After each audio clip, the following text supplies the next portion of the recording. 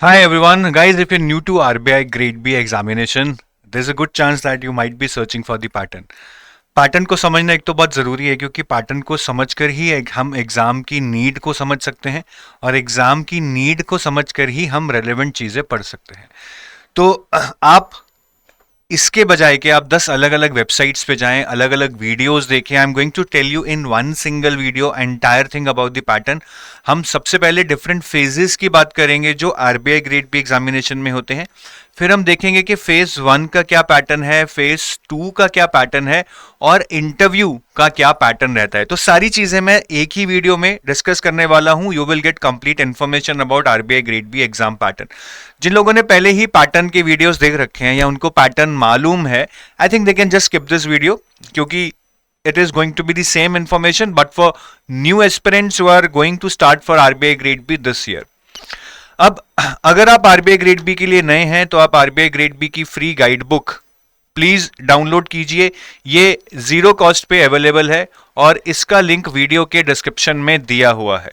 ठीक है, अब ये आपको क्यों डाउनलोड करनी चाहिए? इसमें आपको आरबीआई ग्रेड बी से रिलेटेड सारी इंफॉर्मेशन मिलेगी, डिपार्टमेंट्स के बारे में, सैलरी के बारे में, प्रमोशंस के बारे में, हायरार्की के बारे में, ट्रांसफर्स के बारे में, प्रमोशंस के बारे में, बहुत कुछ, सब कुछ एट वन सिंगल प्लेस। और आपकी प्रिपरेशन से रिलेटेड आपको इसमें पीवाईक्यूज मिल जाएंगे, प्रीवियस ईयर क्वेश्चंस, जो अगेन बहुत जरूरी हैं आपको एग्जाम को समझने के लिए। डिकोडेड सिलेबस मिल जाएगा, ठीक है। और थर्ड इज कि हम आपको रिकमेंडेड लिस्ट ऑफ रिसोर्सेज भी दे देंगे which you can follow in your self preparation. तो ये तीनों चीजें आपको इस गाइड बुक में मिल जाएंगे along with lot of other things as a single source for you to kick start your journey for RBI grade B. तो वीडियो के डिस्क्रिप्शन में जाएं, आज ही इसको डाउनलोड करें। अब हम बात करते हैं phases of RBI grade B examination. RBI grade B examination में मेनली 3 फेज होते हैं, phase 1, phase 2 and the third phase और what we call it is interview. और उसके बाद फाइनल मेरिट लिस्ट के हिसाब से फाइनल सिलेक्शन अनाउंस कर दी जाती है। अब फेज 1 के बाद फेज 2 होता है, फिर इंटरव्यू होता है, फिर फाइनल सिलेक्शन होता है। फेज 1 आपका क्वालिफाइंग है, मतलब फेज 1 को क्वालिफाई करके आप फेज 2 में जाएंगे। फेज 1 के मार्क्स उसके बाद कहीं भी अकाउंट नहीं किए जाएंगे। फेज 2 के मार्क्स फाइनल सिलेक्शन में काउंट होते हैं और इंटरव्यू के मार्क्स भी फाइनल सिलेक्शन में काउंट होते हैं। मतलब इन दोनों को जोड़कर आपकी फाइनल मेरिट बनती है जिसके बेस पर फाइनल सिलेक्शन अनाउंस की जाती है। फेज 1 के मार्क्स फाइनल सिलेक्शन में नहीं काउंट होते हैं। और अगर हम कंपटीशन की बात करें कि कितने लोग जनरली अपीयर करते हैं और कितने लोग फेज 1 से फेज 2 में जाते हैं, इंटरव्यू में जाते हैं, तो एज्यूमिंग 100 सीट्स हैं, सीट्स चेंज होती रहती हैं, अप्रॉक्सीमेट 1 लाख एस्पिरेंट्स इस एग्जाम को देते हैं। अब फेज 1 में 1 लाख एस्पिरेंट्स जाएंगे फॉर 100 सीट्स, उसमें से अराउंड 1500, मतलब for every one seat approximately 15 people would B clearing phase 1 and sitting in phase 2। तो अगर 100 सीट्स हैं तो top 1500 will go to phase 2, those who will qualify phase 1। मतलब यहां पे आपका सक्सेस रेट क्या हो गया, मतलब 1 लाख एस्पिरेंट्स जो बैठे थे उसमें से 1500 will reach phase 2, मतलब 1.5% हो गया। अब इन 1500 में से जो फेज 2 में बैठेंगे around 300, that is for every 1 seat 3 people would be called for interview. तो अगर 100 सीट्स हैं, 300 people would be called for interview, तो it means out of 1500 300 people would be called for interview. यहां पे आपका सक्सेस रेट हो गया 300 out of 1 lakh, मतलब 0.3%। और फाइनल सिलेक्शन में जितनी सीट्स होंगी, अगर हम एज्यूम कर रहे हैं कि 100 सीट्स हैं तो 100 ही लोग सेलेक्ट होंगे, मतलब टॉप 100 आपके फाइनल मेरिट लिस्ट में आएंगे। तो मेरा सिलेक्शन रेट यहाँ पे success rate 100 out of 1 lakh बन गया 0.1%। 0.1% देखकर थोड़ा दुख हो रहा होगा, ऐसा लग रहा होगा कि 0.1% तो बहुत कम है, बट ट्रस्ट मी जितने अच्छे एग्जाम्स हैं उनमें सक्सेस रेट ऑलमोस्ट सेम ही है। यूपीएससी का ही अगर हम ले लें, 8 लाख एस्पिरेंट्स अपीयर करते हैं फॉर 800 ऑड सीट्स, कभी 1000 हो गई, कभी 700 हो गई। सो यहाँ पे भी जो हमारा सक्सेस रेट है 0.1% है। इवन मैं बैंकिंग की बात करूं, अगर SBI PO and all these exams, यहाँ पे सक्सेस रेट थोड़ा ज़्यादा है, बट ऐसा नहीं है कि 4-5% है। आपको 0.4%, 0.5% इस तरह से सक्सेस रेट बैंकिंग में देखने को मिलता है। So it's the same story all over India. We have a huge population, we have huge population of aspirants want to grab government job का एक अलग ही स्टेटस है, तो कंपटीशन हर जगह आपको मिलेगा। तो मोटा मोटा हमने इस फेजेस को समझ लिया है। Now let us try to discuss about the different phases individually. So first I'll start with the pattern of phase 1. Phase 1 में there is only one paper. That paper has 4 subjects. 4 subjects कौन कौन से हैं? First is general awareness, second is reasoning, third is English language and fourth is quantitative aptitude. GA has GA has 80 questions in your exam. Reasoning has 60 questions and English and Quant has 30 questions each in your exam. So the total questions become 200 and each question is of 1 mark. So the total marks for your paper in phase 1 is 200 marks. The time given to you is 120 minutes, but this composite time is not given to you as such. It is divided into sectional timing. So they have allotted time to each of these sections which you can use in only that section and not in any other section. तो reasoning के लिए हमें 45 minutes मिलते हैं, but GA, English और quant के लिए हमें 25 मिनट्स ईच मिलते हैं। मतलब इसी टाइम में हमें अपने क्वेश्चंस को देखना है, क्वेश्चंस को आंसर करना है। और यहाँ पे नेगेटिव मार्किंग भी होती है 1/4 की। सो प्लीज डोंट थिंक कि यार हम तुक्के लगा के निकल जाएंगे या ऐसे निकल जाएंगे, नहीं। Paper is held both in Hindi and English language. You can select your language, you can select आप क्वेश्चन किस लैंग्वेज में देखना चाहते हैं टू अंडरस्टैंड इट बेटर। सो ये थोड़ा सा फेज 1 का पैटर्न का मैंने आपको ओवरव्यू दिया। आपको लग रहा होगा कि ये बाकी बैंकिंग एग्जाम से काफी मिलता जुलता है। बिल्कुल सब्जेक्ट मिलते जुलते हैं, but the level of questions that you get to see is completely different from at least pre examination of SBI and IBPS. ठीक है, तो आप अगर प्री लेवल की तैयारी करके बैठे हैं एसबीआई आईबीपीएस की, तो वो तैयारी से आप आरबीआई का फेज 1 नहीं क्लियर कर सकते हैं। अब फेज 1 को क्लियर करने का क्या क्राइटेरिया है? फेज 1 को क्लियर करने का क्राइटेरिया है कि आपको एक तो सेक्शनल कट ऑफ क्लियर करनी पड़ेगी। मतलब हर सेक्शन की एक सेक्शनल कट ऑफ होगी जो आरबीआई डिफाइन करेगा after the exam. It is not fixed and you would be required to clear that cut off and there would be an overall cut off. मतलब overall भी आपको total exam में कितने marks आए हैं वो भी एक कट ऑफ आपको क्लियर करनी पड़ेगी, which is also decided by RBI each year depending upon various factors. तो कट ऑफ सेक्शनल हो या ओवरऑल हो, दोनों कट ऑफ ऊपर नीचे होती रहती हैं depending upon the difficulty level and number of seats. Difficulty level ज्यादा है तो कट ऑफ कम हो जाएगी क्योंकि पेपर मुश्किल था, सीट्स कम है तो कट ऑफ ज्यादा हो जाएगी क्योंकि कॉम्पिटिशन बढ़ जाता है। ठीक है, तो 2 कट ऑफ्स आपको क्लियर करनी पड़ेंगी। और अगर मैं रीसेंट की कट ऑफ्स की बात करूं, 2025 में जो हमारी कट ऑफ गई थी, सेक्शन वाइज जीए में 24 आउट ऑफ 80, रीजनिंग में 9 आउट ऑफ 30, क्वांट में 9 आउट ऑफ 30 और रीजनिंग में 18 out of 60। This is English, sorry, 9 out of 30 in English, 9 out of 30 in quant and 18 out of 60 in reasoning. ये sectional cut offs हैं चारों। और overall cut of गई थी हमारी 77.25 और 77.50। ठीक है, अब यहां पे एक चीज आपको समझनी है कि इन सेक्शनल कट ऑफ्स का जो सम है that is not 77। In sectional cut offs का जो सम है, इन सेक्शनल कट ऑफ्स का जो सम है उससे भी ज्यादा होगी आपकी ओवरऑल कट ऑफ। काफी लोग एज्यूम करते हैं कि सेक्शनल कट ऑफ्स को सम करके ही ओवरऑल कट ऑफ बनाई जाती है, नहीं। तो आपको सेक्शनल कट ऑफ्स तो क्लियर करनी ही करनी है, साथ में आपको कुछ सेक्शंस में और भी ज्यादा मार्क्स लाने हैं सेक्शनल कट ऑफ से, so that you can clear the overall cut of also. ठीक है, बाकी इन कट ऑफ्स को आप बेंचमार्क मत बनाइए कि अगर इस साल 24 गई है तो मुझे अगले साल 24 नंबर लेने, हो सकता है कि वो 27 चली जाए या हो सकता है वो 21 पे आ जाए। As I told you, it will depend upon the difficulty level of the paper that year. Don't send this numbers as benchmark to be obtained next year. बस इससे आपको थोड़ा आइडिया लग जाएगा। और एक क्राइटेरिया मैं बताऊंगा या फिर एक ऑब्जर्वेशन जो मैं बताऊंगा कि हर साल जो सेक्शनल कट ऑफ होती है वो काइंड ऑफ एक परसेंटेज में डिसाइड की जाती है ऑफ द ओवरऑल मार्क्स। जैसे 2024 में जो कट ऑफ डिसाइड की गई थी, ठीक है, वो 25%, ये 25% डिसाइड की गई थी कि हर सेक्शन में 80 का 25% 20, 30 का 25% 7.5, 30 का 25% 7.5, 60 का 25% 15। तो सारे सेक्शंस में एक fixed percentage which is 25% was decided as the sectional cut off. हर साल यही होता है। 2023 में वो 15% थी, हर सेक्शन की 2022 में भी 15% थी।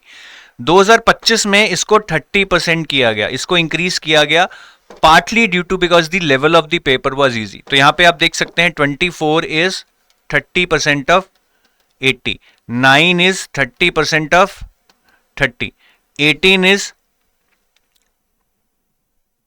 This was 30% of 60। तो ये एक फिक्स परसेंटेज रहेगी। अब अगले साल हो सकता है कि 35% चली जाए, वैसे इसका पॉसिबिलिटी कम है क्योंकि काफी हायर एंड पे हो जाएगा।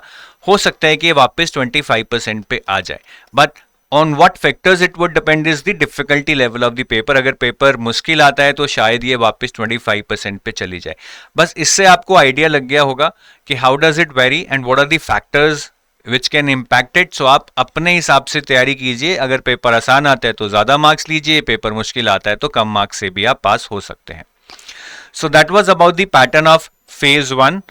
अब हम फेज 2 के पैटर्न पे आते हैं। फेज 2 जैसे मैंने बताया it is not qualifying. Phase 2 के मार्क्स आपके फाइनल मेरिट लिस्ट में जुड़ते हैं। फेज 2 में you would have to sit for 3 papers, paper 1, paper 2 and paper 3। Paper 1 is economic and social issues, जिसको हम शॉर्ट फॉर्म में ESI भी बोलते हैं। पेपर 2 इज इंग्लिश, जिसमें राइटिंग स्किल्स चेक की जाती हैं, इसको हम डिस्क्रिप्टिव इंग्लिश भी बोल देते हैं। Paper 3 is finance and management, जिसको हम शॉर्ट फॉर्म में FM भी बोल देते हैं। तीनों पेपर्स आपके 100 मार्क्स के हैं। तीनों पेपर्स आपके 100 मार्क्स के हैं। तो टोटल वेटेज जो फेज 2 का रहता है वो 300 मार्क्स बन जाता है। पेपर 1 और पेपर 3 ये दो पेपर्स की बात करें तो इसमें you will get 50% of the paper as objective and 50% as descriptive. मतलब 50 मार्क्स का पेपर ऑब्जेक्टिव आएगा, 50 मार्क्स के लेंदी आंसर्स आएंगे। 50 मार्क्स का पेपर ऑब्जेक्टिव आएगा, 50 मार्क्स के लेंदी आंसर्स आएंगे। Whereas your English paper which is on writing skills, it doesn't have any MCQs, it is completely descriptive based, so all the questions worth 100 marks would be lengthy questions. There would be no MCQs in your paper 2. So I hope you would have understood the pattern of paper 1, paper 2, paper 3 at a higher level. Now if I have to bifurcate it further, ये जो 50 marks का आपको objective paper आ रहा है, ठीक है, paper 1 और paper 3 में 50 मार्क्स का ऑब्जेक्टिव पेपर आ रहा है, इसके लिए आपको कितने मिनट मिलेंगे? 30 मिनट्स। 30 मिनट्स में आपको 30 क्वेश्चंस दिए जाएंगे। 30 क्वेश्चंस में से 10 क्वेश्चंस होंगे 1 मार्क के, मतलब 10 मार्क्स, और 20 क्वेश्चंस होंगे 2 मार्क्स के, मतलब 20 मार्क्स। तो ये टोटल कितने हो जाते हैं? 10 मार्क्स, 20 क्वेश्चंस ऑफ 2 मार्क्स, मतलब 40 मार्क्स। तो ये टोटल 50 मार्क्स ऐसे हमारे डिस्ट्रीब्यूट हो गए। और जो 50% पेपर मेरा डिस्क्रिप्टिव आ रहा है, मतलब जो 50 मार्क्स का पेपर मेरा डिस्क्रिप्टिव आ रहा है, पेपर 1 और पेपर 3 आएगा यहाँ पे, उसमें आपको 90 मिनट्स दिए जाएंगे। कितने? 90 मिनट्स। 90 मिनट्स में आपको 4 क्वेश्चंस दिए जाएंगे। 4 क्वेश्चंस में से 2 क्वेश्चंस 10 मार्क्स के होंगे और 2 क्वेश्चंस 15 मार्क्स के होंगे। तो 10 इंटू 2 20, 15 इंटू 2 30, टोटल आपका इस तरह से 50 बन जाता है। ठीक है, जो 10 मार्कर क्वेश्चंस हैं उसमें जो वर्ड लिमिट होगी 400 वर्ड्स होगी, 15 मार्कर्स में वर्ड लिमिट 1600 वर्ड्स होगी। ठीक है, तो पेपर 1 और पेपर 3 का सेम, बिल्कुल सेम पैटर्न है, कोई भी फर्क नहीं है। Paper 2 which is about English writing skills, as I told you this is 100% descriptive. So 100 marks का डिस्क्रिप्टिव आएगा, 90 मिनट्स दिए जाएंगे। इसमें आपको 3 क्वेश्चंस दिए जाते हैं, मतलब 3 कैटेगरीज होती हैं। ऐसे राइटिंग होगा, रीडिंग कॉम्प्रिहेंशन होगा और प्रिसाइज राइटिंग होगा। ठीक है, ये तीनों क्वेश्चन आपको करने होंगे। बाकी काफ़ी लोगों को डाउट आता है कि सर फेज 2 में तो फाइनेंस इकोनॉमिक्स आ रहा है and I am not from economics और finance background, how would I be able to clear this exam? Trust me, if you see the results each year there would be very few people from economics और finance background, maximum engineers होंगे। और आपको काफ़ी बार बहुत एबेरेशंस देखने को मिलेंगे। Hotel management, architect, pharma background से भी लोगों ने इस एग्जाम को क्लियर किया है, बट आसान नहीं होता है किसी के लिए भी। ठीक है, बैकग्राउंड चाहे जो भी हो। डिस्क्रिप्टिव आंसर्स आपको ऑनलाइन लिखने होते हैं। ये पेन एंड पेपर बेस्ड नहीं है कि आपको पेपर पे लिखने हैं पेन से, आपको ऑनलाइन कीबोर्ड से टाइप करने होंगे। क्या marks of phase 1 final selection में काउंट होते हैं? नहीं, फेज 1 के मार्क्स फाइनल सिलेक्शन में नहीं काउंट होते हैं। सो आपको फेज 2 का सारा पैटर्न अच्छे से समझ आ गया होगा। And if I want to talk about phase 2 cut offs, वो आपके सामने है। 2025 के कट ऑफ्स अभी नहीं आए हैं। 2024 की बात करें तो फाइनल कट ऑफ 226 गया था। This is out of 375। 375 क्यों? क्योंकि 300 मार्क्स का आपका फेज 2 था, 75 मार्क्स का इंटरव्यू था, टोटल 375 मार्क्स में से मेरिट बनती है। And it is almost same every year. 2023 में 229 नंबर गया था, 22 में 234 नंबर गया था, तो मोटा मोटा 375 में से आपको 230 के करीब टारगेट करना है, which is between 60 to 65%। Not very difficult but it's not easy. ठीक है, तो आई थिंक यहाँ पे ब्रेथ पे ज्यादा फोकस करना है, ना कि डेप्थ पे। बहुत डेप्थ में नहीं क्वेश्चन पूछते हैं, ब्रेथ पे ज्यादा फोकस करना है, ताकि आप अच्छे से ज्यादा चीजें पढ़ें और उनको अच्छे से समझ लें, भले ही आप बहुत डेप्थ में उनकी नहीं गए हैं। बाकी इंटरव्यू के बारे में अगर मैं बताऊं, इंटरव्यू जैसे मैंने अभी बताया 375 का टोटल जो होता है उसमें 75 मार्क्स का इंटरव्यू होता है। ठीक है, तो ये जो 75 मार्क्स का इंटरव्यू है इसका वेटेज काफ़ी हाई है, because 75 marks out of 375 is 20%। Even UPSC को देखें, वहाँ पे वेटेज सिर्फ 15% रहता है, but here the weightage is one of the highest 20%। और इंटरव्यू में मार्क्स में काफ़ी वेरिएशन देखने को मिलता है। I have seen students getting 10 out of 75. I have seen students getting 70 out of 75. Question in your mind would be, what makes you get 75? What makes you spoil your interview, get 10 marks? बहुत सारे factors हैं। झूठ नहीं बोलना है, flexible रहना है, clarity होनी चाहिए, and you should have good personality, you should be well read, you should be knowledgeable. I think it's all about the impact in those 20 minutes, 25 minutes, which can decide your career. तो ऐसा कुछ है नहीं कि मैं आपको बोलूं कि इंटरव्यू के लिए किताब पढ़ लो तो पेपर अच्छा होगा। फेज 2 में हो सकता है, बट इंटरव्यू में मुश्किल है।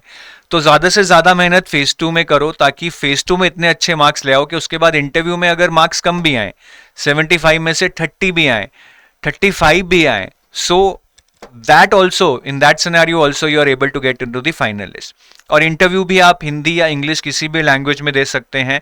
आपको इंटरव्यू के पहले ऑप्शन दिया जाता है कि आप कौन सी लैंग्वेज में इंटरव्यू देना चाहते हैं।